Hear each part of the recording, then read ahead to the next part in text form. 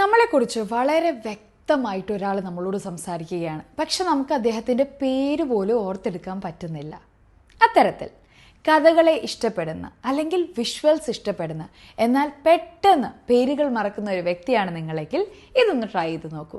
വളരെ സിമ്പിളാണ്, encoding പ്രിൻസിപ്പിളാണ്, associating and encoding ആണ് ബേസിക്കലി.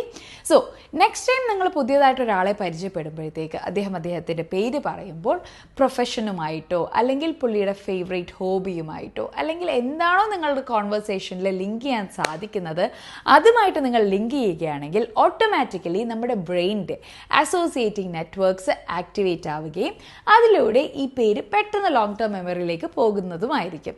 സോ നെക്സ്റ്റ് ടൈം ഒരു ഓക്വേർഡ് സിറ്റുവേഷൻ വരാതിരിക്കാനായിട്ട് ഈ ഒരു ടെക്നിക് ട്രൈ ചെയ്ത് നോക്കൂ. So that you can easily remember that name as well as the conversation that you had with that particular person previously.